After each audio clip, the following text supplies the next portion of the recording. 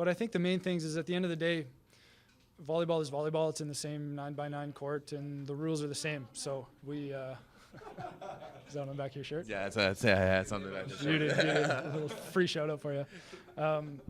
And it doesn't matter who's on the other side of the net. You need to still execute to the best of your ability if you want a chance to win. That's right, Brett Walsh. Welcome back, boys and girls, to the 9x9. This is episode 43. It is Tuesday, November 15th, 2022, and you are tuned into the 81 square meters of the best volleyball coverage on the internet. My name is Rob St. Clair, live from Chicago. That is Everett Delorme, live from Toronto, north of the border. Everett, it was a big week, as always. There's no such thing as a quiet week in the world of volleyball. But nope.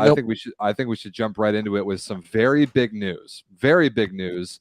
The volleyball world has come out with already the schedule and the host sites for the 2023 Volleyball Nations League. And Everett, it feels like we were just at Volleyball Nations League. It feels like you and I were literally just there in Ottawa, and already we're looking forward to it again. I mean, it does feel like it was yesterday, but it was what now? 4 or 5, maybe not 6 months, but like it's been a little bit. It's been like 4 or 5 months. So that was a while ago. It feels like it was yesterday, but I have mixed feelings about announcement as always. I think we can get into that a little bit first, but let's check out these pools here and these weeks, because there's a lot that we saw last year and some brand new stuff here we see on women's. And Rob, you have to be happy, but a little bit sad at the same time. You're going to be happy because the place that shall not be named, SBC, is not there. It is omitted from the schedule. However, we're going to see that there's no date in the USA. There's no date in Canada. There's not even a date in North America for this women's schedule. Heavy Asia schedule here for the Women's Nations League. Yeah, so let's run this down, especially for people listening on audio format. The Women's Volleyball Nations League will start on May 30th, 2023, and the schedule for the kind of the flow of the tournament is exactly the same as it was last year.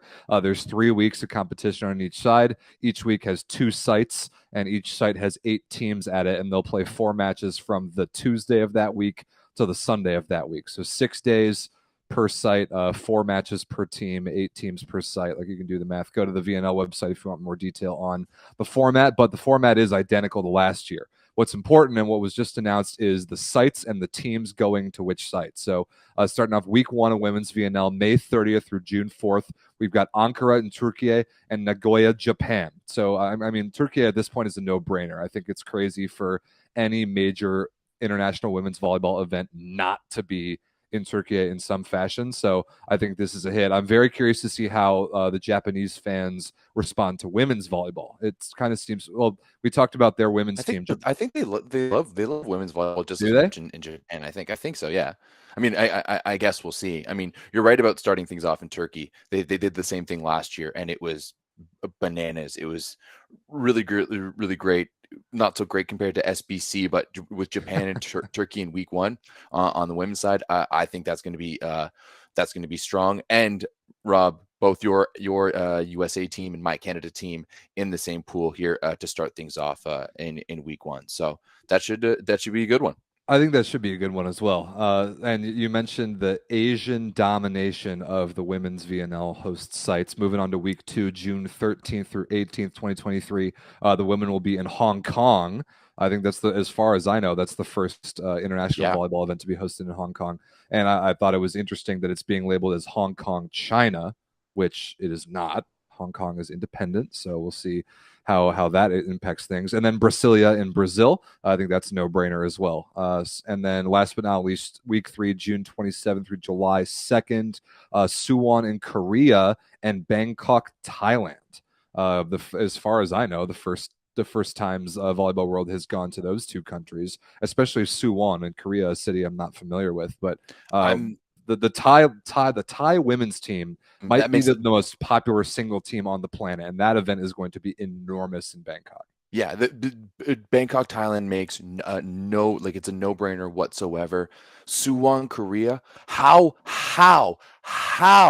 How are we rewarding Korea for one of the most embarrassing performances, not only at the VNL, but also at the World Championships? How are we rewarding them whatsoever with all of the bad news and the bad press that has been coming out of that team and that program? How are we rewarding them with a VNL weekend, right? We should, if you want to stay in Asia, go back to the Philippines, right? Go back to the Philippines. That was the bomb last year. That was awesome. Such garbage that we're out here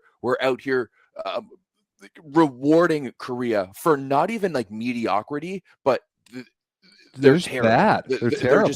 They're just straight up bad. Like this is frustrating. It's frustrating. Yeah, this the single most frustrating part of any of the things related to the VNL announcements for me is exactly this. Why are you giving Korea a host weekend when they are by far the worst team in the field and on the women's side? And we've talked about this many times throughout this year. They went 0-12. I think they won 3 sets the entire tournament. It was absolutely embarrassing, and they didn't get relegated, and Belgium did. Incredibly unfair. And at the World Championship, Korea was similarly bad. Why on earth are we giving them a host spot? I don't care how much they pay you. Why are we giving them a host spot? It just completely doesn't make sense. No, not at all. Well, once again, you know what I'm going to say. 3 boomers in a trench coat. It's just bumbling around blindly, just looking for dollars with no long-term vision for the sport. Yeah, that's just bad.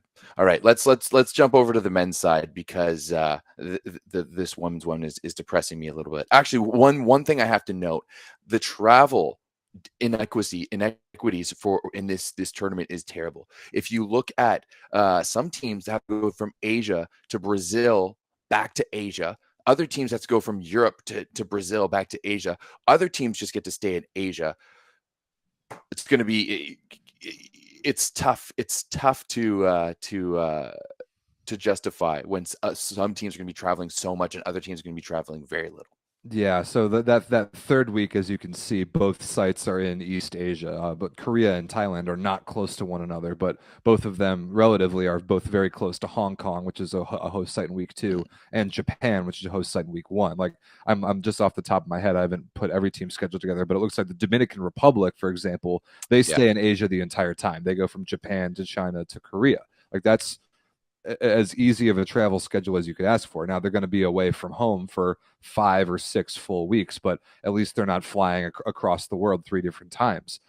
Meanwhile, the United States has, I think, by far the worst travel schedule of any team, going from Turkey to Brazil to Korea.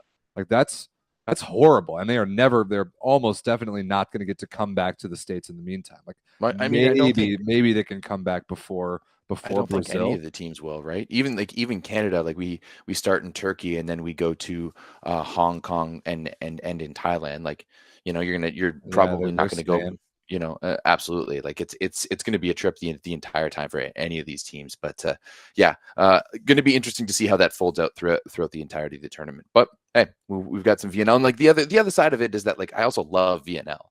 Like, I love VNL awesome, too. Especially like with this format, with all of the games, and the games start on like Tuesday. There's only like 1 day a week, if that, where there's no games. Like, every awesome. Monday. We only get every Monday to catch our breath, because you get a week of women's VNL Tuesday to Sunday, and then immediately a week of men's VNL Tuesday to Sunday, and that goes on for 6 straight weeks. And then you have the finals pretty quickly after that.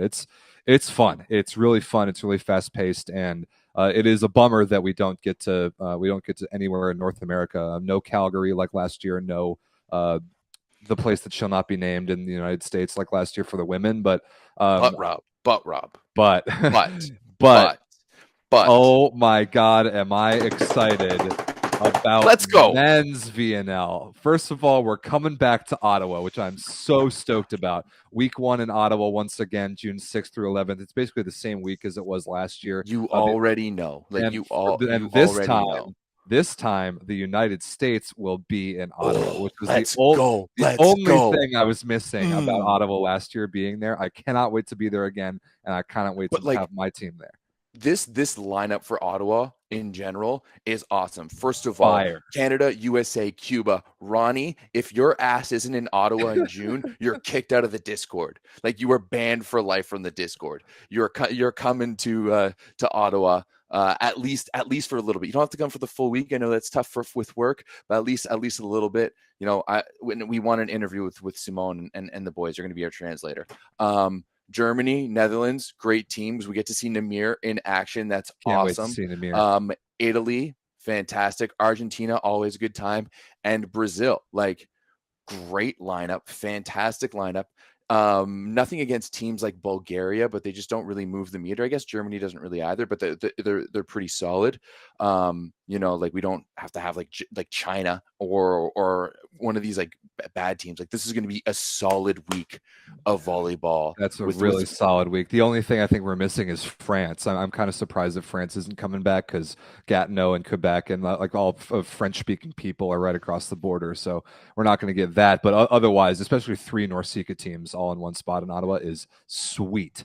Elsewhere in week 1, Nagoya, Japan. And so they've got 2 weeks in a row. They've got a week of women's in Nagoya immediately followed by a week of men's. And I think that's a good idea. I totally support them doing that. Week 2, we're going to Europe for both of them. June 20th through the 25th, we're going to Rotterdam in the Netherlands, which just got done hosting the Women's World Championship, but this time they're going to be hosting the men. My United States will be there, and also Orleans in France. I don't know very much about the city of Orleans, but France will be there. Orléans. Orléans. That was actually pretty good. Yeah. I'm getting there. My French is so bad. That language is stupid. It makes no sense. But Canada will be there. It's going to be cool to send some teams to France a year before the Olympics will be there. And it's also good to give hosting sites to Europe. They obviously deserve it. But then week 3, Everett, this is the big news. For one, we're going back to the Philippines, which is great. I completely support the volleyball world going back to the Philippines. Obviously, they're going to send Japan there. Japan, China, Poland, Italy, Slovenia, Netherlands, Brazil, and Canada gets to go over there. From my perception, Japan and Slovenia had the 2 biggest fan bases in the Philippines at last year's VNL for one reason or another. So I am obviously, we know about Filipino fans. We've got a couple in the chat. They're asking me what we think of the Philippines hosting again. I love it. I absolutely love it. Absolutely. They go nuts for volleyball the way I wish everyone in the world did. So that's dope. What's really cool, though, is finally, Everett, I don't have to be embarrassed of my national governing body. USA Volleyball somehow has brought Men's Volleyball Nations League to Southern California, to Anaheim, like in suburban LA near Orange County. Of all places, I am so thrilled that the number 1 pocket of men's volleyball in the United States is getting to host Volleyball Nations League on the men's side for the first time really ever, as far as I know, even going back to the World League days. Every time USA hosted, it was usually in Chicago, or there was one year Long Beach when it was Long in Beach Dallas. Did Long Beach have it once? Long Beach had some matches as well. This is so awesome. This is so awesome. I don't know why USAV changed their heart on this after going from truly embarrassing Shreveport, Bossier City, Louisiana to a proper place like Anaheim. What I think is that they got better attendance and better feedback than expected from when the women's team hosted Turkey in kind of 3 scrimmages. They played twice at the Long Beach Pyramid and then once in San Diego in like August, in between VNL and World Championships. And they got awesome crowds, awesome turnout, and they didn't even have to do very much marketing because we know they're bad at that. I think, and I was looking earlier, I couldn't find any attendance numbers on those games, but think they were packed. They were totally full, packed. 100%. Yeah. I think that they had great response from those games in Southern California. Are like, well, wait a minute, maybe we actually can do this and not have to work that hard in marketing and not take a bath on money. And sure enough, they're bringing men's VNL to Southern California, and I am so excited. Excited. I mean, since I know a little bit about the back end, like I know that you have to be looking at VNL more than a year out, right? If you want to bring VNL to a site, like you need to be looking at it more than a year out. But I do think that definitely gives them some, confidence that they can do it. Obviously, I think it's an obvious choice since Anaheim is in the heart of Southern California. It's also the home of the men's national team. It's where they live and train when they get ready for events. So that's basically home base for them. I'm interested to see what the venue is going to be in Anaheim. Like, are they going to be going to the Ducks Arena? Like, what other venues are going to be there that are going to be good size for volleyball. I'm not entirely sure. So that is something that I'm going to be interested to see. But also, I think that USA in general, in terms of hosting, has some making up to do. Like if you look at how SBC did, and then if you look at that embarrassing Chicago VNL finals, what year was it? Like 2019 or 19, I think. yeah, before the pandemic. Like that's two really poorly attended events, and that's two really really just bad showings for USAV. So they're going to really need to bring it here in Anaheim and prove that they're going to be hosting, especially since like Ottawa's back again on the roster. There hasn't been a year there where Ottawa hasn't hosted. They've done a great job there.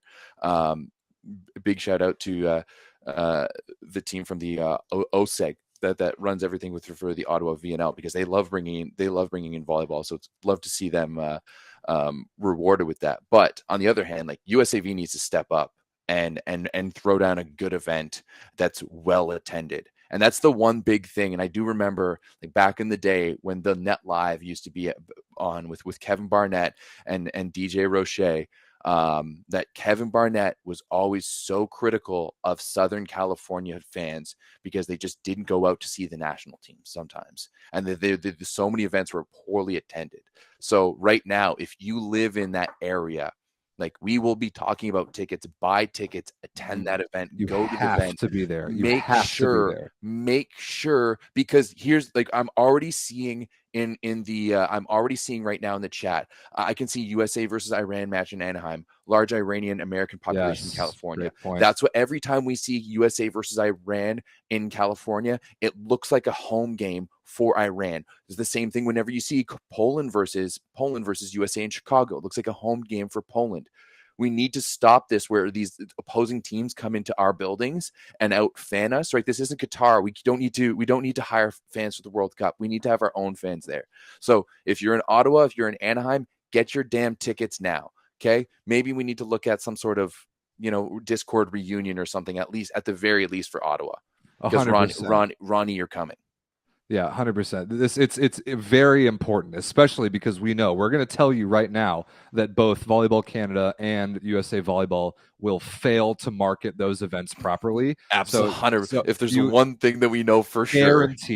Guaranteed, you will have to go out of your way to find information about this, but we are going to continue to bother you when tickets come out for both of those sites. If you live anywhere in North America at all, get yourself to one of those two sites. It's very important that we put North American butts in seats for those games so that events continue to come back to the North American continent, because it is not guaranteed, as we've seen. I mean, women's VNL has 4 out of the 6 spots in Eastern Asia. So we got to be very careful. If you want the national teams to keep coming home, you need to go to those games. It's very important. So I'm very excited. I'm almost in disbelief that USAV is going to pull off men's VNL in Anaheim, and we'll see how the attendance is and see how the event is run. But it's going to be cool because that's week 3. Another one of my very, very few critiques of Ottawa last year is it was week 1 and the A teams were not there. This will be week 3. The A teams will be there. They absolutely will. Yeah. Well, I guess we'll see with that. Like I know Brazil rocked their A team from the beginning, so we'll see with the rest of one thing that I'm seeing in the chat right now, and then real quick, Cuba going to be playing in USA. Is that allowed? Is that legally allowed? Good question. I mean, we hear stories all the time about their baseball players, the Cuban baseball players, having to flee on crappy little rowboats out of the country to get to the States and play baseball. We'll see how the geopolitics go, but now that a certain Fidel Castro isn't alive anymore, I think things have opened up a little bit. Yeah, for sure. See how that goes. All right, well, guys, last question: do we know where the finals will be? No, not yet. Nah. That'll take a few more months, and that's totally fine. We'll figure that out. It took several months last year to announce Turkey and Italy as the 2 hosts for the VNL finals, but you can expect that. You can expect us to cover it on this show. Before we move on, Everett, I want to talk about, you alluded to the travel schedule. And one of our more vocal players in volleyball has come out, and that would be none other than Irvin Ingapet himself, the reigning Olympic most valuable player. He thinks the VNL schedule is, quote, absurd. Now, his exact quote, and I'll read it out, he doesn't get into that many details. He says, quote, "Once more, we've seen these groups. I honestly don't know what to do or say. it seems that the only thing to do is to not play this VNL because it becomes absurd.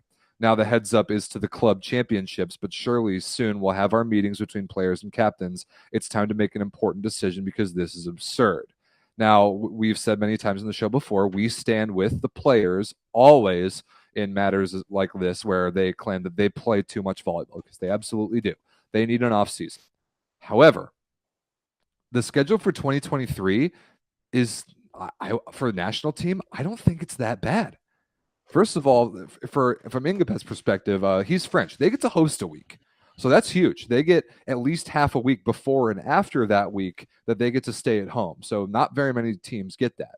They get to go from Japan to France to the United States. That's tough travel. But again, they get that buffer where they get to stay in France the whole time in the middle. Plus, then the second half of the summer, you got to think about the whole summer calendar here. This year in 2022, we had the World Championship almost immediately, like 3 weeks after VNL was over. Next year, that's not the case. We have these Olympic qualifying tournaments that are much faster and give you much more time between VNL and those. And France doesn't even have to play in those. They're already qualified for the Olympics because they're hosting. So as soon as VNL is over in mid-July, they're done until club season.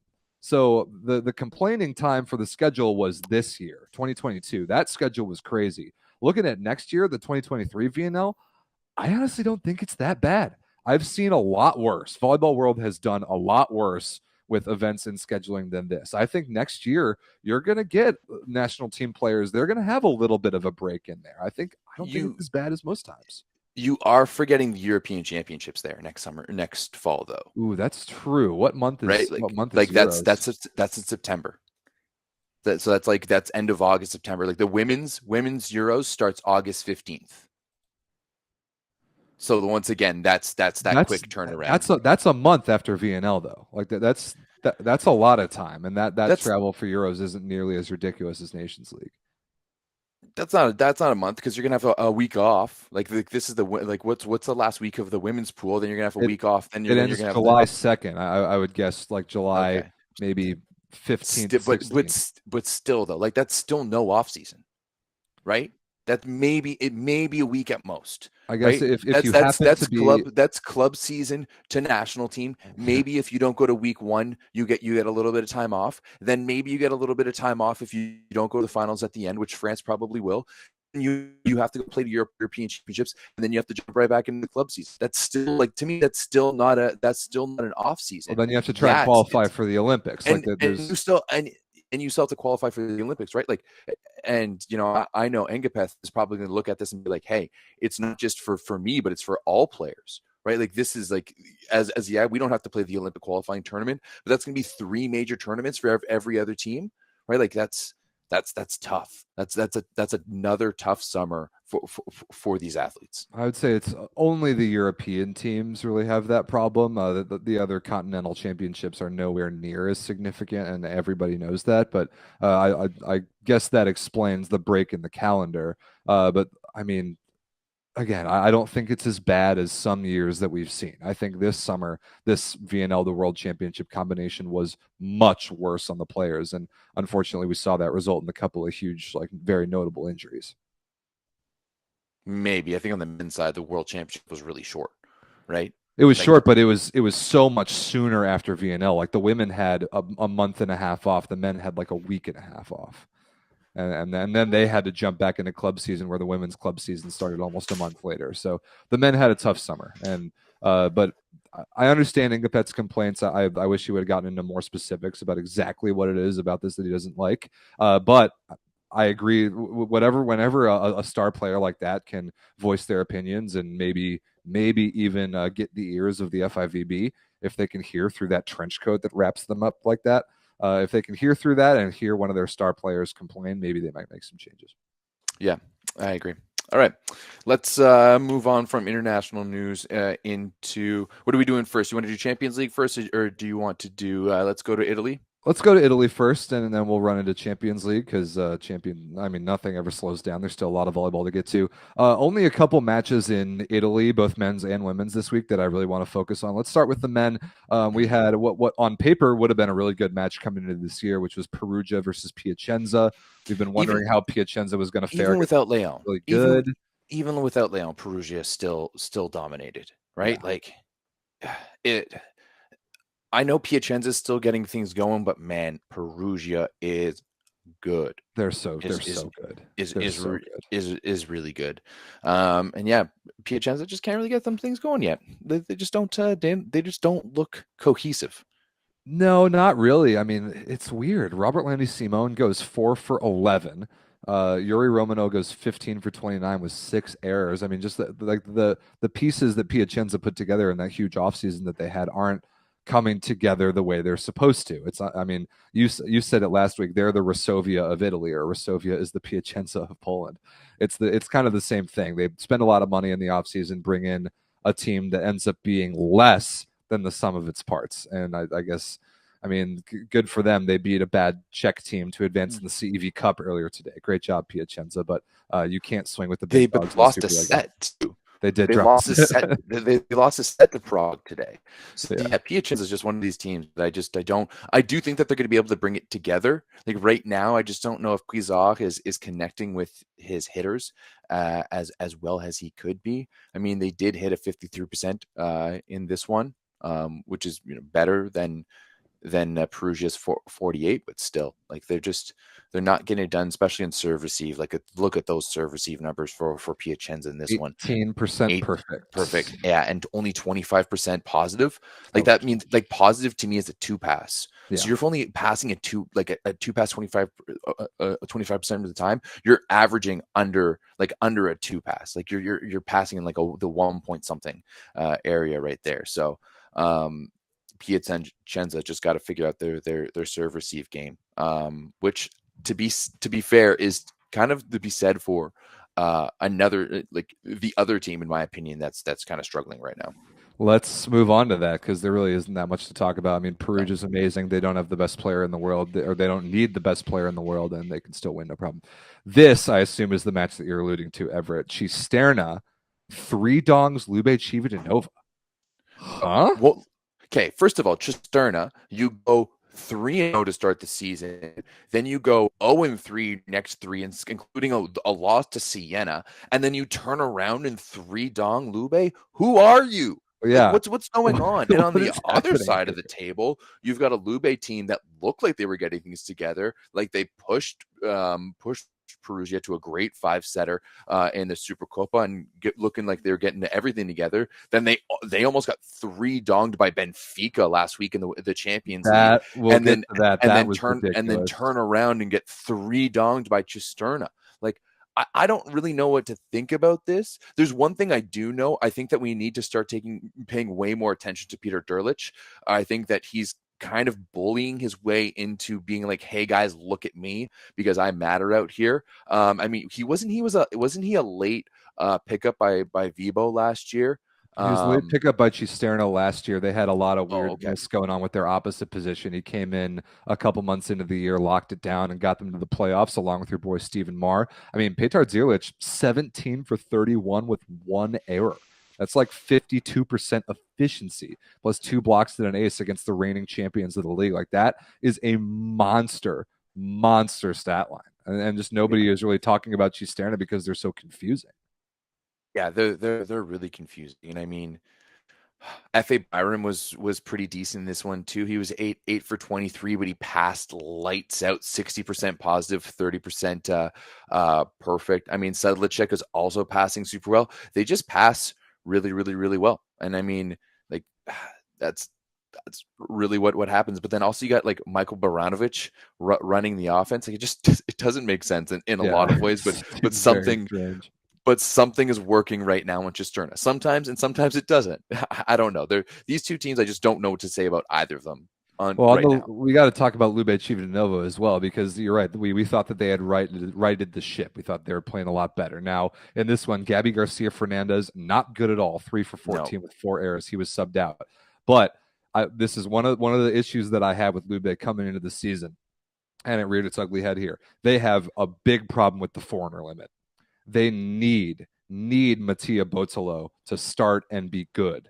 And he didn't even start this match. And when he came in, he wasn't very good. He hit negative efficiency. That puts huge strain on their Italian quota because you're always going to have Balasso. You're always going to have one Italian middle, probably Anzani. And then your third Italian needs to either be Botolo or Ivan Zaitsev. And it seems like their optimal lineup right now is to start Gabby Garcia and then Nikolov and Yant on the left side. And what happens then is you have to bench Bartolomé Chinese. That is not good. You do not want that to be the case. You need to have Mattia Botolo in the starting lineup at all times, and then either Yant or Nikolov next to him. They totally got killed by that in this one. Couldn't even start Chinese until the third set when Zaitsev came in on the right side. That, I think, is part of Lube's problem right now. But man, look at Chininyezi's numbers coming in with like what, a set and a little bit of work, 9 for 13. That's what I'm saying. Like absolutely unreal. And I mean, Zaitsev wasn't all that bad either. I mean, okay, maybe he was 7 for 23. He only got blocked twice with no errors. But yeah, that's just not good numbers. And you really, it's sad to see Zaitsev like this right now. Like he's just not, and it looked like maybe at times, because he had that injury and he came back, to look like times that like maybe he was going to be that guy, but he just hasn't found a way to be that guy yet. And he hasn't found a way to really be that guy like coming off the bench. The problem is with Zaitsev right now is that he still needs a lot of volume. He still needs a lot of volume to work through it, otherwise he gets cold.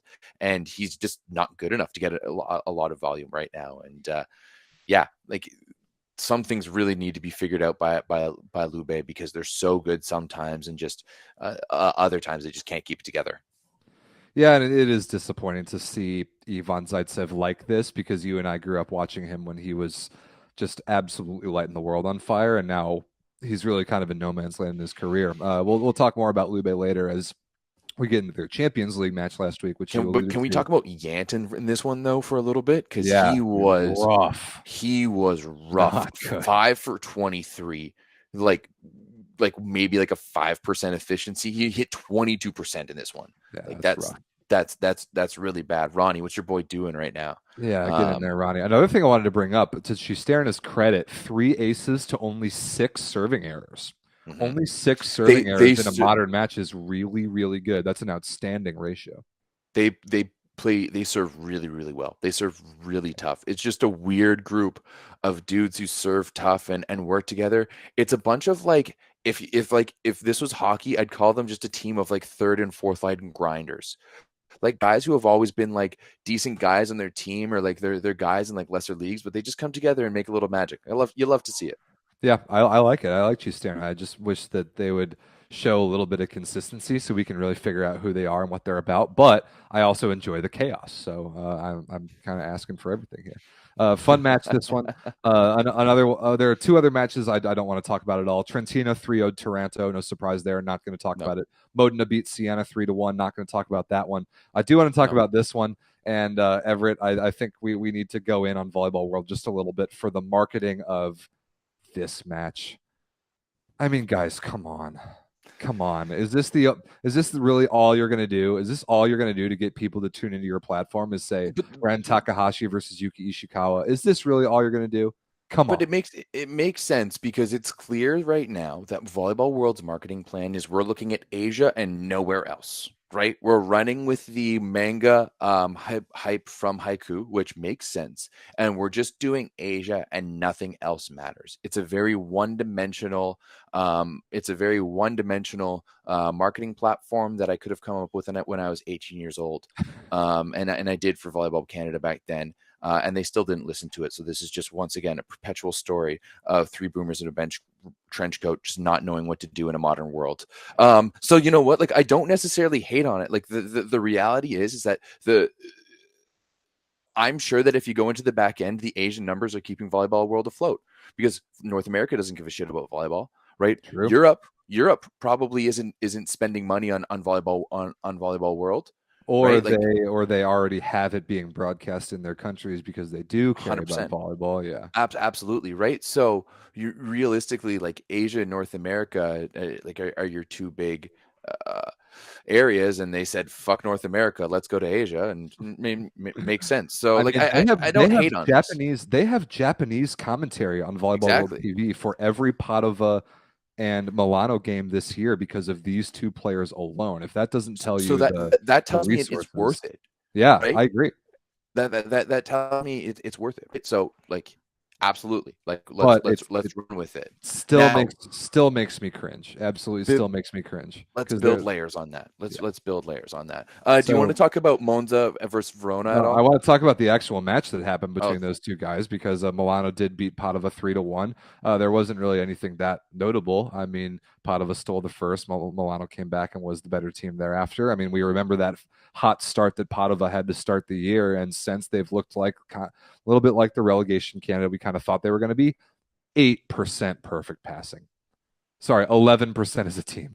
Asparuhov at 8%, which certainly makes sense. 11% perfect passing as a team. Just not going to do it. Padova's not good. I mean, No. like you could tell that they were kind of,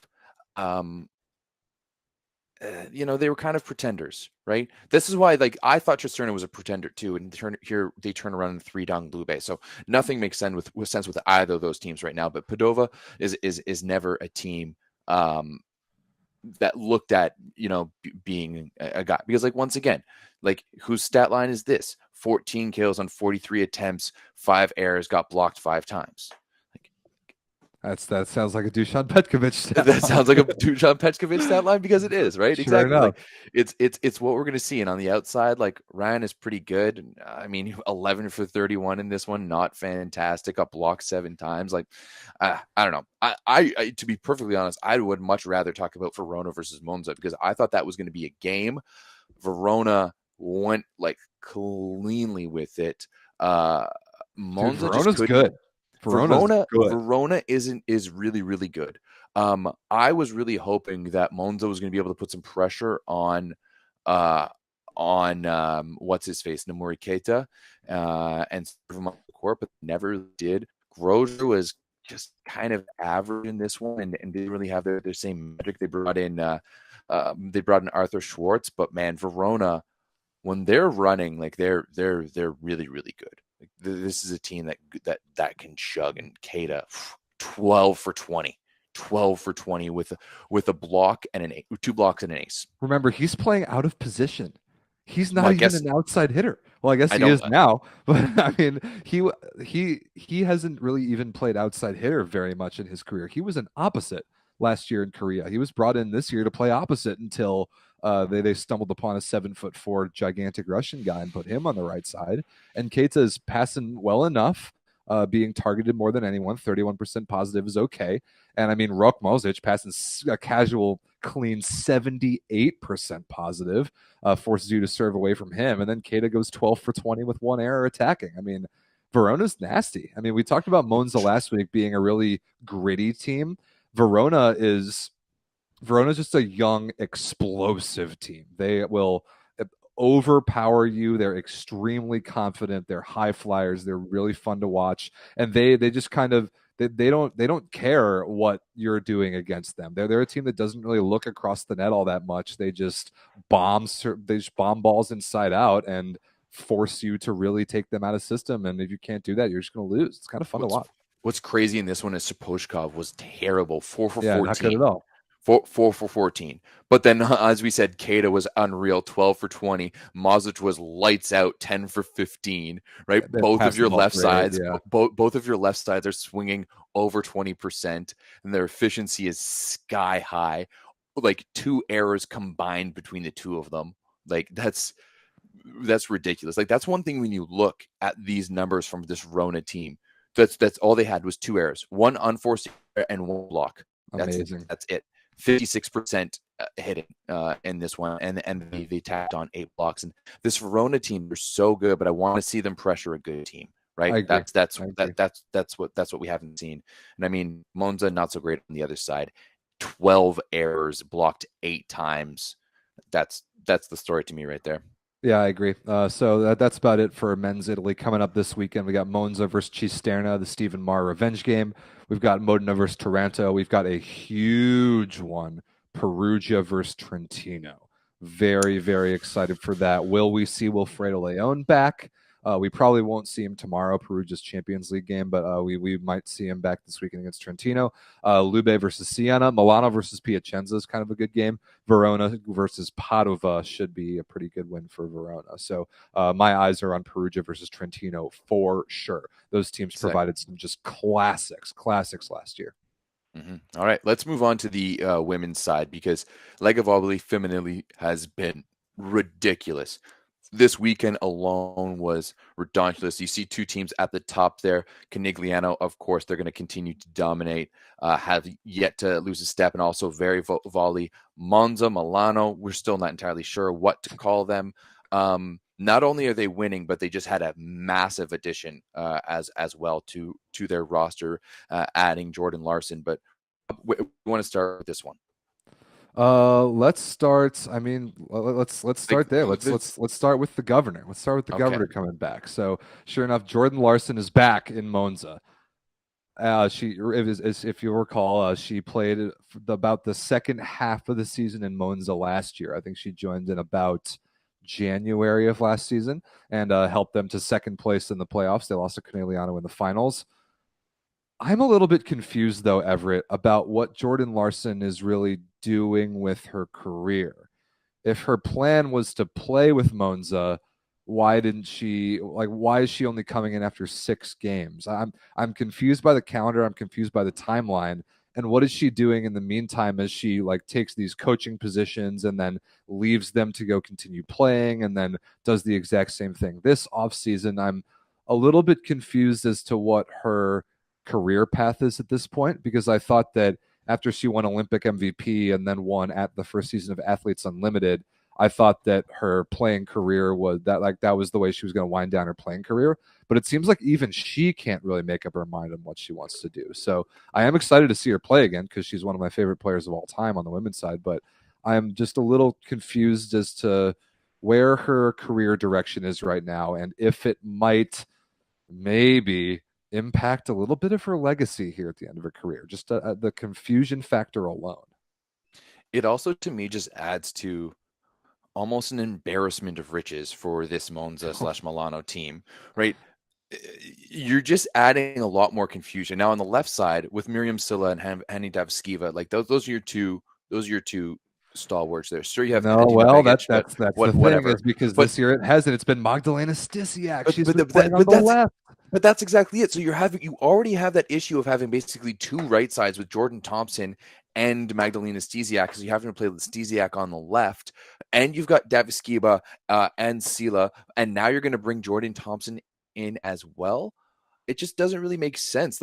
How are you going to get by in the foreigner limit? Yeah, because that was the question that I had. So the 3 Italians are going to be a setter, Alessia Oro, a libero, and then they're going to have to make either an Italian middle or Miriam Silla. Probably Foley, and then you have Stevanovic, so you're sitting Dana Redke at that point, or you put Stysiak on the right and Larson and Sila on the left, or Thompson on the right, Larson, Stysiak on the left, and Foley in the middle. It's a weird combination. It just seems to me like this is another team that doesn't have a really big, a definitive purpose, trying to take down a team in Canigliano that has a definitive purpose, right? To me, it looks like Canigliano went and they're like, we're losing the best player in the world. How do we bolster our roster? And they have clear, defined roles. Whereas it's just kind of like teams like Monza are just kind of picking up stray cats as they come. And now all these stray cats are beautiful and they're great and they're, some of the best around. But at a certain point, how many do you need? You can only have 6 players on the court. It doesn't seem like there's much direction with how they're building this roster. I think that's exactly the point. They're kind of taking the Piacenza approach and just go out and take what's out there, go grab and go get it for the sake of getting it, and they don't exactly know what they're going to do with it. But let's look elsewhere around the league, because we do have those two undefeated teams at the top. I mean, Imoco and Novara have played that one more match to get it out of the way before either Super Cup or Champions League or whatever. But I mean, just like most years, Everett, the cream already is rising to the top of the Lega Volley Femminile with the usual suspects: Corneliano, Monza, Scandici, and Novara. But look who else is up there. No, but there's a big but there with Novara, because Novara just had a terrible week. Sure enough, we got 3 down by Canigliano on Thursday. That's a make for another match. And we thought, on last week's show we talked about it. Hey, that's going to be a match to watch. Didn't really turn out to be all that interesting. Novara turns around and gets 3 downed by Chieri. The 76ers, by the way, Chieri, they use pretty much the exact same like knockoff logo as the Philadelphia 76ers. So I thought that was awesome. But Chieri just out there without Olivia Rosansky. She came off the bench once, their big Polish outside, and just getting the job done. So, what is going on in Novara? They had 7 errors, got blocked 13 times. I mean, 13 blocks for Chieri. I can answer it for you right there. Abra Karakurt negative efficiency. That's it. If your top 5 opposite in the world hits negative efficiency, you're going to lose. I mean, that's just the way it is. I mean, it obviously hasn't come together quite yet for Novara. They have a million moving pieces this offseason. They lose Haley Washington. They lose Micah Hancock. They bring in Jordan Poulter, who's basically a brand new team. It's pretty much a brand new team. They lose, who else did they lose? Oh, yeah, Washington was a big one. They lose Nika Dalderup. They lose Britt Herbotsman. They lost a lot of people. It's pretty much a brand new team. But at the end of the day, if Karakurt plays that badly, you're just going to lose. And on the Chieri side, I thought they honestly played great. Very clean volleyball, good in the middle, passed the ball really well, and had 5 aces to only 8 service errors. Winning recipe. I mean, they're not a star-studded team, but right now they're more than the sum of their parts, and Novara is not. No, Novara does not look good, and you're right. All on the shoulders of Ebra Karakurt right now. She's struggling a little bit. She's struggling for sure. And I know she's still young, but how is she going to get past this? Yeah, she's taken a lot of swings this year, to be fair. she's had a very long year, as we've talked about. Yeah, well, they just don't. But also too, Navarro just doesn't have the quality on the outside everywhere else. Like Bossetti is all right, and they had who was Kenya Carsaces. I don't know who that is even. I mean, they have American Mackenzie Adams, who I kind of expected to start more throughout this season, and that hasn't really happened yet. I mean, and you're never going to get that much offense out of Bossetti. I mean, 9 for 24, 6 errors is not that far out of the ordinary for her. She's out there to pass for sure. Yeah, exactly. So they've got some issues. Navarro's got some issues. They'll work them out. I'll look at who they're playing this weekend in a minute. Elsewhere around the 6th match day of the Women's League in Italy, nothing else really pops off the page. I mean, finally got points. Good for them, I guess. No, there's one other Bergamo taking down Busto Arsizio. Yeah, that was a good 3-1. That was another one. I mean, Bergamo's good. Bergamo's good. Mac May, Khalil Anir, a couple Americans. Bergamo's good. I like him, and Busto continues to struggle. Yeah, Khalil Lanier with 15 points in this one. Khalil Lanier, you French boy. Do you know who Bob Lanier is? No. He's an all-time NBA legend. That's his daughter. Okay, sweet. Lanier. It's very American. But it's okay. Lorena Marys de Silva, 29 points.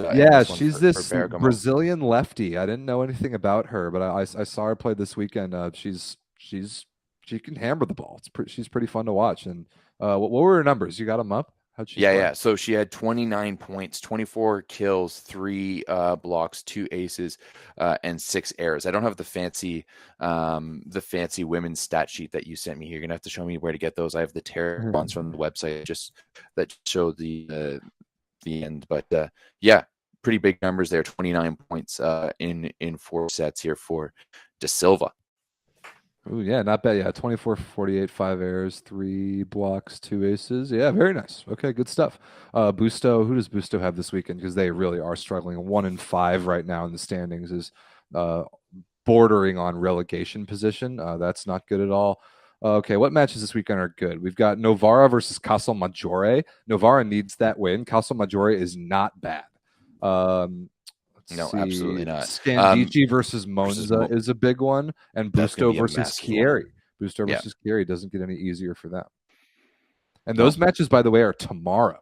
So all these matches are going down tomorrow, Wednesday. Tomorrow November is a 16th. heavy volleyball day. Tomorrow's a crazy day, and then there's also matches on Sunday. Because I was about to say I'm commentating one on Sunday. I've got Busto versus Pinarolo on Sunday. I was like, that match isn't happening. Oh wait, there's matches tomorrow too. So huge, like full slate of Italian women's tomorrow, and then another full slate this weekend, plus men's Champions League, which we'll talk about in just a minute. Tomorrow is a packed day for sure. Packed in. All right, I think that's probably good. Yeah, I agree. Before we talk about Champions League, Everett, are we still running the promo on thatvolleyball.store? Should we talk about it? We absolutely are. Oh. Let's jump into there. It is our anniversary sale. That's also a Black Friday sale and just a thank you in general sale. So if you want to use it, head over to thatvolleyball.store to pick up all your favorite merch from Spicy Volleyball, the by Nine Source. We got some new stuff over there that if you know line that's getting pretty popular over there. If you use the code year1, all one word, capital letters, year1, you're going to get 25% off your entire order. So a bunch of you have already taken advantage of that. Thank you. The way it works, Rob, is because it's all like drop shipping, right? So it like pays me out in a little bit. So it actually made me broke this weekend. Because I basically have to pay for all of the ship, everything up front, not the shipping, but all of the consignment up front from the drop shipping company, and then Shopify pays me back at like a bi-weekly rate. So yeah, you guys made me broke this weekend, but appreciate that. Appreciate you guys using that. So make sure you guys head over to thatvolleyball.store, use the code year1, one word, all caps, to get 25% off your entire order. Do it. Grab some merch and help support the show. All right, should we talk about Champions League? Yeah, let's absolutely talk about Champions League because it popped off for a pretty good week one. Nothing massive, some close to upsets. We talked about this earlier. Going down 0-2 to Benfica was Lube. They clawed back, barely winning it, as you see there, 25-22 in the fourth, 15-13 in the fifth. Could you imagine? I was so hoping. I wasn't at home. I was out, but I was like watching the results on my phone, and I was so hoping because it would have been so good to have a Benfica like 3-0 upset against Lube in the opener like that. Dude, Benfica deserves a lot of credit. They played great. They played really, really well. We had people in the Discord who know a lot more about them than I do, as by far the best team in the Portuguese league. They're like on the level of a decent to good French team or a decent to good German team. Like the people in the Discord really had some high praise for this Benfica team from Lisbon, and they showed it. I thought they looked awesome. Lube somehow barely was able to figure it out, and really the only thing they changed was putting Enrico Diamantini in for Chinese in the third, and then they switched up some rotations just a little bit. But Mattia Botola once again wasn't good. 1 for 5 attacking with 2 errors. It's negative efficiency again. And even though there's no foreigner limits in Champions League, so that wasn't a problem, they still need consistency at the outside hitter position. And Nikolov was okay, 15 for 36. Yant was okay, 13 for 29, 3 errors. But the consistency is just not quite there yet. But somehow Luciano DiCecco and company were able to drag it over the finish line. Man, this Lube team is just so young on the outside. And especially when you add in Garcia, Gabby Garcia on the right side as well, too. They've just got some youngins out there, and it shows. It's really showing. And I mean, Botolo is the guy who's been in the league like a little bit longer compared to Yant and compared to Nikolov, and I'd expect him to kind of step up, but he hasn't really done that. He's been streaky, especially of late. So, yeah, this Lube team is definitely one to watch, not because they're necessarily spectacular, but more so you never know exactly what they're getting. You know, this is pretty much par for the course of what you're going to get from a team for Benfica. I know them well. That's exactly like they would be a very good team in France and a very good team in Germany as well. It's cool because like it's run out of the exact same like soccer program and facility as like the legendary Benfica club. So yeah, I think they're going to be an interesting team to watch, especially in that pool. Their game's one of my matches to watch this weekend. Yeah, there's tomorrow, a half decent chance they make it out of pools. They play NAC Roeselare tomorrow, and they should destroy them, no problem. I don't know if about destroy them. Roeselare is terrible. Roeselare is terrible. Tours beat them 3-0 like effortlessly earlier in the last week, and that it wasn't really even competitive. I think Benfica was the better team for sure. Yeah, but Montpellier also went to 5 with Friedrichshafen, and Montpellier has been brutal in the VNL this year. So yes, it's all over the place right now. All right. Speaking of Montpellier and Friedrichshafen, let's talk about that one a little bit. Fun match. Both of these teams are mediocre, like certainly not going to contend for Champions League at any point, but both I think are kind of contending to make it out of this pool. And unfortunately, neither of them did themselves any favors by only getting 2 points, at least in Friedrichshafen's case. 15-11 in the fifth, they win it. Michał Superlak is kind of their go-to guy. He played for Warszawa last year. He's a Polish guy that came over to Germany, playing for Mark Lebedew and the boys. Blair Ban is dressing but isn't playing yet. That's at least a good sign. I think I have seen him play a little bit in the Bundesliga. And I also want to give Andre Brown a shout out. Another Canadian guy playing for Friedrichshafen, who I met. I met Andre earlier this summer in Chicago because his girlfriend lives here. Oh, okay. I was going to say. Andre is a great dude. Great dude and really good player. I'm happy for this step in his career. Can I lay in about Andre Brown totally, real quick? Because Andre Brown's a dude who he wasn't a club guy. I either he didn't play club or played very little club, but he came out of the college system in Canada, came from Humber College, which is one of the best programs, especially in Ontario, if not across Canada. And I remember back in 2012, I'm sitting at the Ricoh Coliseum and the B team is training. And now what I understand about this B team is like the team. This is TJ Sanders. This is Nick Hogue. This is Rudy Verhoof. This is Stephen Marshall. This is the team that this is Graham Vigras. This is the team that makes up the core of the Maple Volleys, what the Maple Volleys are to become. And I still remember there's one coach who was a part of this team, and he goes, "Yeah, we've got a great number of guys. We've really got 14 great athletes on this team." He goes, "Well, 13 athletes in one project." And he points over and alluding to Andre Brown. Now, Andre Brown was a college guy, and you could definitely make the case that back then he was really on the team because of his potential and his size, right? Didn't really belong physically and just skill wise. But now fast forward a decade later, and the career that this guy has had and where he's played, a few years ago, he was the top blocker in the Bundesliga. Playing for Hershing, and then has really moved around. He's some guy that has leveled up every stage of his career. He's someone who's I'm happy to call a friend, and I think is a fantastic guy. And I love the fact I was so happy for him when he got this contract with Friedrichshafen, because it shows what you can do. Just like a guy like Mark Wilson we talked to with the men's national team last year. It shows what you can do if you just put your head down and grind. You don't even give a shit about the national team. You don't ruin your body in the off season, and you just go and play ball. And then the summer team, in summertime, Big Dre, he works out, he gets strong. He's always working with Reed's workouts. He played Wapaka this strong. year. He plays Wapaka. He parties. He has a great time.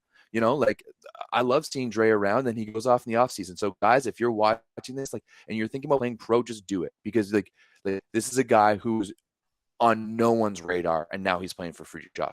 Sorry for that little one. One thing I have to say here about this match as we jump back into it, I wonder if Teofel, who I'm pretty sure played for Berlin, had anything to do with it. He went 22 for 45 in this one, leading Montpellier in points. And he played for Berlin last year, right? Fach? No, he's been in the French system for a little while. I can't remember what team. He's kind of like the next guy up at the French opposite position, but he's been that for a couple of years now. So I don't really know what to make. No, yeah, you're right. He's not. Okay, no, I was completely wrong. But yeah, Friedrichshafen. I would have hoped that Friedrichshafen would have taken this one cleanly, especially of how Montpellier struggled this year in the LNV. I would have liked to see Friedrichshafen take this one cleanly, but they didn't. So it just makes things even more doing? What's Montpellier doing that they can't start your boy Danny Demyanenko? Who's he not starting over? Who's this Renan Michelucci character? Some, I guess, Brazilian guy maybe in the middle. Come on, maybe. I don't know. Give Demyanenko a look. Yeah, I mean Demyanenko, what another beauty. I could go off about him too, but yeah, absolutely. I would love to see Demyanenko get there. I'm looking at the wrong stat sheet altogether. So Friedrichshafen and Montpellier are in the same pool as Yashimsky, and they're both going to get smoked by them when they play. I think I'm commentating Friedrichshafen versus Yashimsky like way down the line later in the season. So I'm curious to see how that goes. Do you need a color guy? Hope so. I hope we can make that happen. Speaking of matches, Champions League matches that had commentary, their super match of the week this week was this one. The defending champ Zaxa did beat Karlovarsko from the Czech Republic. However, it was very, very close. If it wasn't close, we wouldn't be talking about it. That fourth set, they needed a miraculous ace from Stashevsky, like a perfect rip to the corner to win the match. And this is their fourth outside hitter. Like Zaxa is... That loss of Kamil Semeniuk, man, is worse than we could have ever imagined it to be. It is really, really decreasing their overall level. Also, David Smith didn't play. That certainly hurts. But the second outside hitter position is just a revolving door for Zaxa right now. Yeah, I mean, there's so much uncertainty on so many of the top teams right now, and Zaxa's especially with them. And I mean, we knew that was going to happen. They didn't go out and get a top level outside to replace Semeniuk. I'm not sure why. I'm not sure how they didn't. They're the two-time defending Champions League, defenders, title champions. Like, why aren't they out there getting a blue chip recruit? Why aren't they picking up an Aaron Russell? Why aren't they picking up, anyone? Anyone at all. So yeah, it's kind of to be expected from the Zaxa team. And I mean, hell, JW is just absolutely killing it. And I think it'd be an absolute stretch. It would be such a huge stretch to even consider Zaxa going for the three-peat this year. I agree. They have very good pieces. They have pieces that have been there before, but that one loss, that one hole is really going to put a ceiling on the Zaxa team. Now, they did get away with this one with 3 points. That was expected. If they didn't do that we would have even bigger concerns. But Zaxa did get away in the match of the week with 3 points over Karlovarsko. That was at home. If they had dropped a point to him at home, that would be a very serious story. Speaking of Champions League matches in Poland, the one that I was really most looking forward to watching last week was this. Honkbank Ankara at Warta Zawiercie. This match was really good. The first two sets were awesome. Both deuce sets, really, really good match. Namir Abdelaziz is just insane, or at least in the first two sets he was. But after that, he was much less good. I also was very impressed by Micah Ma'a. He did one of the best blocking jobs against Uros Kovacevic that I've seen in a long time. But in the end, Zawiercie got it done, and they got it done for full points. 25-15 in the fourth was not very close. Yeah, I mean, sure, you've got some names here on this Alpine team. Namir obviously being the biggest one. I think matching him up with Ma'a, who, my understanding and from what I know of Micah Ma'a and what I've seen him play, he might be one of the best all-around volleyball players I've ever seen. Yep. Like his ability to play volleyball at any level, in any position, at any time is phenomenal. Beach, grass, indoor, like he does it like Karch, like he's up in that level of skill. Like if this was a guy who played at that time, like he would have been one of those guys. But when you look at the rest of this roster, it just doesn't really do it for me. Like Mert Matic in the middle, yeah, that's all right. You got Nicolas Bruno from the Argentinian on the left side. A couple of Turkish guys. Like you need a little bit more. Like winning the Turkish league is one thing, but if you want to compete at the Champions League level, and if you want to have guys like Micah Ma'a and Namir Abdelaziz on your team, you need something else around them.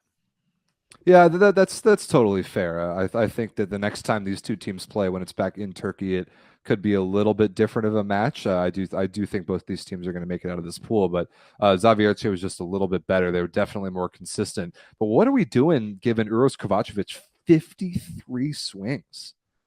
53 swings for lot. Kovacevic in a 4-set match for a player of that play style is too many. And that might be a little bit of a red flag for Xavier Che, maybe, but they do get away with 3 points in this one. But even you have to, like, David Konarski wasn't great in this one. 8 for 24.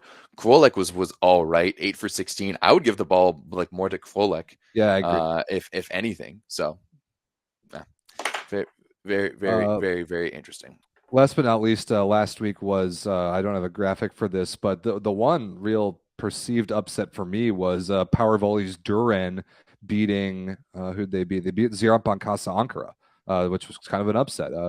Ziraat Bank was they won the Turkish League last year. They made it out of pools in Champions League last year. Like, pretty good team. And Duran, who I didn't really think very much of, beat him in 4 and got full points out of it. So I was pretty impressed by that. I actually watched that game, and Duran was just kind of playing out of their minds. Like, they just had one of those games where, I remember one play in the 4th set. It was like the type of play where, like, libero or someone makes a crazy dig and it shoots right to the setter, who all he can kind of do is just huck it straight up for the middle, who turns around from the block, sees the setter, jumps and puts it straight down. Like, it was just a lot of bang. Like, they're playing really, really well. Don't get me wrong. That being said, it was in the CEV Cup, like, it was the first win, so they do have to go back and play Ziraat Bankasi once again in Turkey. So that might be a little bit different for them. But hey, potential golden set potential in that one already. Some golden sets in the CEV Cup. That dude, I don't know what you're talking about. That's Champions League. That's Champions League. You're right. No golden sets. They are in a pool. They are playing proper Champions League. Those two. They're in the same pool as Perugia. So only one of them will be likely to make it out of that pool. But that's Champions League. That's the big leagues. And we were saying, like, maybe Duran doesn't belong in Champions League. What do we know? This is exactly why I want that tiered system, because I want to see Germany versus Turkey. I want to see I don't want to see Perugia and the best teams. Hell, you know what? Even give those teams like a bye through the first round of Champions League. And let just these middle of the pack teams like battle it out into like other pools, because man, like, you don't know what's going to happen when you have Germany and France versus Germany and Brazil. Never mind, I'm losing my mind right now. Sorry, I brought Brazil into that. Oh man! All right, there's more Champions League this week. There's a bunch of matches tomorrow. Here they are. Actually, every Champions League match this week is all tomorrow. Yeah. It's sometimes it's spread out Tuesday, Wednesday, Thursday. No, not this week. Halkbank Ankara versus Berlin is a pretty good one. That has to be the one that I'm going to watch the most for sure. Ziraat Bankasa versus Perugia, probably Perugia's no problem. Tours versus Lube. I mean, you never know with how Lube's been recently. Zaxa's got a get-right game versus Menen from Belgium. Montpellier versus JW shouldn't be close. Karlovarsko versus Trentino shouldn't be close. Yeah, I think it's that first match of the day, at 9:30 a.m. Eastern tomorrow, Halkbank Ankara versus Berlin. I think that's in Germany, if I'm reading this correctly. So that match will be fun, part of just a ridiculously packed day of volleyball tomorrow. No, that one's going to be in Ankara. Oh, it is? Okay. Yeah. That one's in Ankara. Also explains why it's probably so early. In the morning, because they're in a slightly earlier time zone. But maybe Novi Sad versus Friedrichshafen might be good too, just to see kind of how Novi Sad, how the Serbian team stacks up against a team like Friedrichshafen. I mean, Friedrichshafen did go to 5 with Montpellier last week, so who knows what. Meh, I don't know if that one will really draw my attention, but I am looking forward to Halkbank versus Berlin. Anything else about Champions League before I move on? Got a couple other things before we wrap up the show. Yeah. One of them is this: Vakifbank versus Fenerbahce in the Turkish Women's League, the rematch of that Super Cup upset that we talked about a couple weeks ago, where Fenerbahce swept them. Sure enough, Vakifbank responds. 3-1 win. Set scores were, 25-21, 25-20, 23-25, 25-22. Sure enough, Paula Egonu, 32 for 59 with only 6 errors. That's about 45% efficiency. Yeah, 33 points is absolutely ridiculous, and you knew that was going to happen.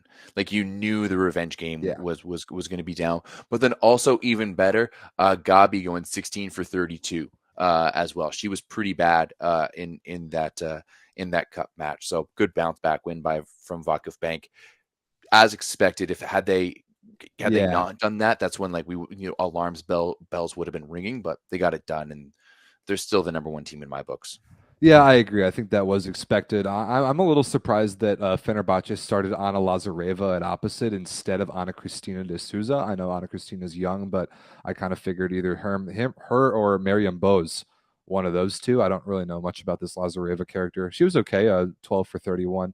Fedorovtseva, 24 for 43, 5 errors, 3 aces, though, is pretty solid. But at the end of the day, Fenerbahce doesn't have the horses to compete with the starting lineup of Egonu, Gabi, Nika Dalderop, and Zara Gunesh. Like that's easily one of the best club teams in the world, to the surprise of absolutely nobody. So these teams are now 1-1 on the season. The best.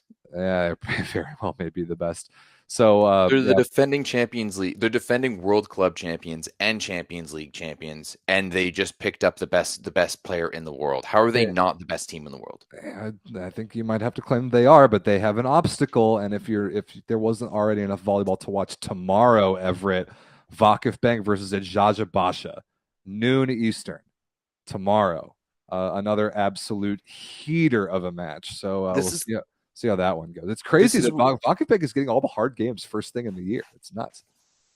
Yeah, it kind of does suck. I kind of wish that they would have spaced them out a little bit. Hopefully, they're doing it like where they're just going to mirror the schedule, so that you play like if they're going to be playing all the best teams early, they're going to play all of the best very teams end of the season. Good point. That's exactly what I want. What I want from them. Yeah, that would be pretty nice. Yeah. Nothing else really to talk about in Turkey this week. I mean, there's only so much to go on when only 3, maybe 4 of the teams are truly elite. Anything else before we move on from that match? No, tomorrow's one of those days where I wish we had like a Barstool-esque studio or like office where we could just sit on lounge chairs with a million screens and just watch all of the different games at once, because it's going to be absolute madness tomorrow. It's going to be nuts. Are you going to work? No, I'm working from here tomorrow. I'm going to be doing a lot of volleyball watching. I'm looking forward to it. Let's talk about Poland, the Polish Plus Liga, the latest. I mean, this league's going on all the time. We say it every week. There's still one team at the top. That is Jastrzębski. Resovia in second looks pretty good. Zawiercie now has third place alone. Only a couple matches really to talk about this week. I think there's only one thing to talk about this week. I think there's 2. The first one is a quick one. It's Zaksa needing 5 sets to beat Lviv, the Ukrainian team. Not getting 3 points in that match was very surprising. But I mean, we've talked about Zaksa. They're struggling a little bit. They're going to have down matches. At least they won. But I mean, they're in 5th in the standings right now, and this year they're kind of just another team. But the one we really got to talk about, I assume, Everett, that you're talking about, is this. Skra Belchatov loses their 5th in a row to Kuprum Lubin. Ouch. Not a very good look for one of the best teams in Poland historically. But man, like this is like the fall of Manchester United right now to me. Like a historic team that's just doing all of the wrong things and just really just not getting the job done right now is Skra, because man, this is a team that used to be in the contention for Champions Leagues, and now they're out here on a 5-game losing skid. Like that used to be the losses from an entire season, and now that's just not happening. Skra is struggling right now. But surprisingly enough, Rob, this is not what I was going to talk about. Yes, both of these results are pretty crazy, especially the Skra one. That 5-game losing skid is ridiculous. But let's play the game. Whose stat line is this? Let's hear it. I have a feeling I know where you're going with this. I think you do too. 23 kills on 31 attempts. One error. 2 blocks. 5 aces with only 4 errors. 32 points in total, a plus 27, 74% hitting percentage, 71% hitting efficiency. Oh, that could only be one man. That could only be Stefan Boyer. Stefan Boyer, who might right now in this moment in time be the best opposite in the world, because he is absolutely mashing at a level that I haven't seen in a long time. And I thought the days of Stephane Boyer were done. We're doing this. We're done. I mean, this is crazy. 71% efficiency in a 4-set match against a pretty good Warsaw team. Like, it's crazy the numbers that he's putting up. And plus, and the blocking and 5 aces, like you talked about, that's the part that I really don't expect from Boyer. I mean, his contact point is insane. It's absolutely insane. But I've never really regarded him as all that elite of a server. And he's putting up 5 aces to only 4 errors. Like, what can't this man do right now? Yeah, the JW is the team for me to watch in Poland right now. Obviously, they're at the top of the standings right there, and 9-0. But even the Champions League, like, this is a roster. Like, this is a roster that's well put together, and this is a roster that works together well. And this is also a roster that has a lot of depth. Like, you've got guys like just wily old veterans like Jan Hadrava and Emiter Porti, the Finnish setter on the bench. Like, you've got guys. You've got the passion with guys like Yuri Glider. Like, Yuri Glider didn't even play in this one. Didn't have to. I like Masura, their third middle. I like him. Yeah, absolutely. Get him some time, right? So yeah, JW is a team to watch this year without a doubt.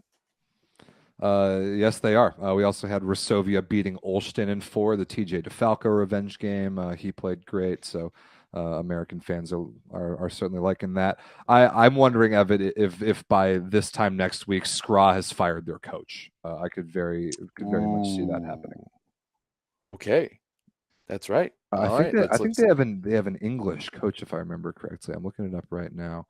Their head coach, Joel Banks. Sure enough, he's never heard of him. He's a name that's been around Europe a bunch. Where else has he coached? He's the head coach of Finland as of right now. I think he coached in Belgium. He coached the Belgian national team, and I think that he very well may be fired if Skra doesn't win whoever the next match is. Well, keep an eye out there on the Plus Liga. Skra has Katowice on Saturday, I think. Not much good going on in the Plus Liga these next couple matches. Zaksa versus Suwałki is okay. Olsztyn versus Warszawa is okay. Not much else really in Poland this week. All right.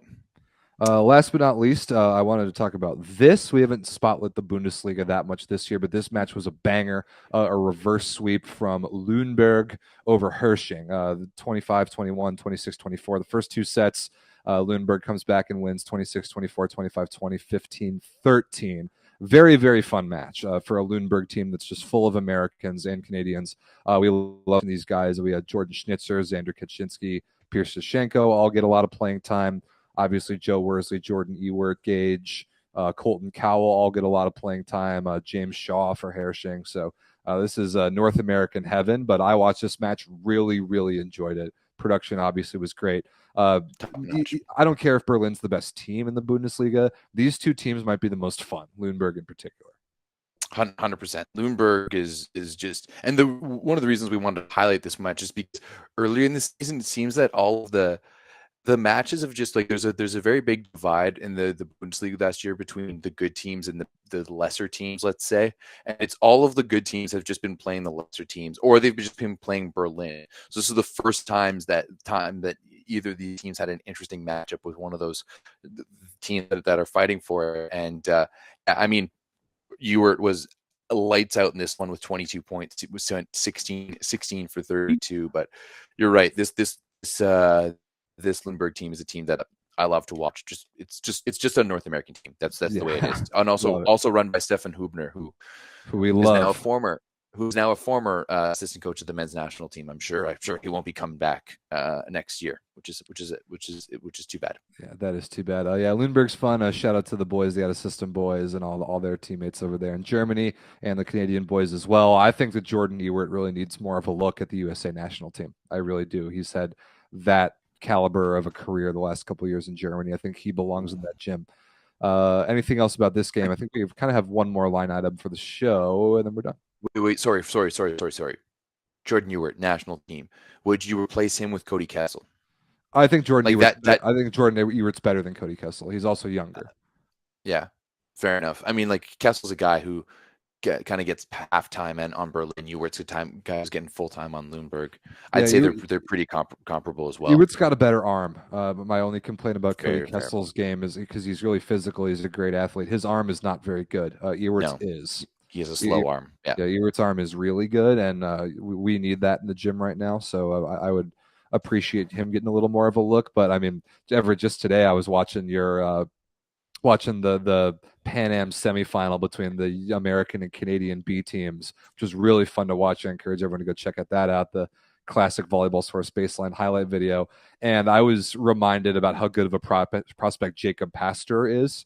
100%. For being 20 years old, watching him carve up angles in that video. I'm feeling okay about the future of our outside hitter position. Jacob Pastor was the guy like coming out of that tournament. Him and Quinn Isaacson were two guys that I was just like, and Mason Briggs. Those are the three guys. Those are the guys who are just like, those guys could have an impact in the next level. Obviously, we've already seen with Quinn Isaacson doing it for St. Isaiah this year, immediately having an impact and helping a brand new team go off to a great start. But Jacob Pastor is a guy that you love to watch. But man, that was, remember when we did our best shows of the year, actually, or our best matches of the year? That actually was one of the best matches I've seen because I saw it in person. I saw it in person, and even though there wasn't that many people at the match, just the emotion between the Canadian and American players was just so much fun. And yeah, it was a banger of a match. And also, a little secret for those watching, I actually have I have the USA angle of it as well, which I'll also be uploading too. So if you want to see things from the USA side of it, you're going to be able to watch that too. You're a legend. You set up 2 cameras for one match. You're a monster. Yeah, I mean it just makes you just press play and then you're good to go. I am a little bit upset though because someone was like touching my camera, so the framing and lose a little bit but yeah, still it'll be up in the next little bit probably. Well, you're in the right place right here if you want to see that video coming up soon. Last piece of news. This is one of the most ridiculous headlines I've ever read. So this is from World of Volley. This came across a couple days ago. So Everett, how much have you been watching the Korean Women's V League this year? You're watching every game, right? Zero. You're really in it, yeah. No, exactly 0. They don't deserve my watching after their terrible VNL performance. They absolutely do not. I agree with you, but this is one of the crazier things I've ever seen. I don't know if I've ever seen this in volleyball. I don't know if we'll ever see this again. There is an opposite by the name of Elizabeth Ine Varga. She's Hungarian. She plays in the Korean Women's League. KGC Ginseng Corporation is her team.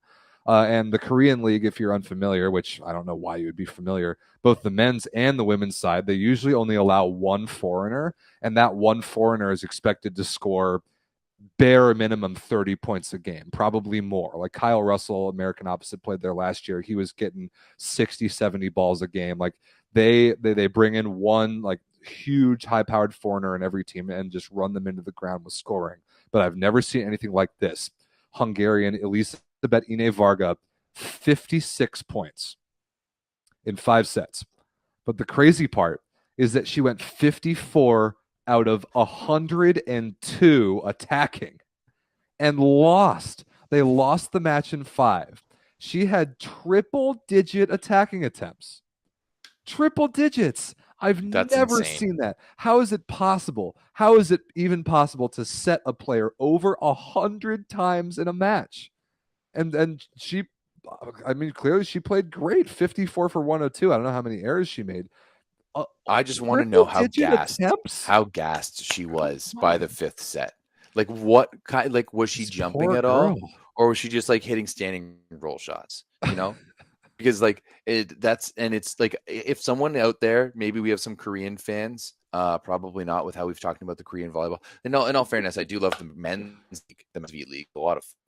The Korean League just doesn't deserve anyone's respect right now because of what your national team is doing, not being gifted anything. But if we do have some Korean fans, hook us up with the stat sheet because I would love to see the stat sheet. I'd love to see highlights from that, maybe even too.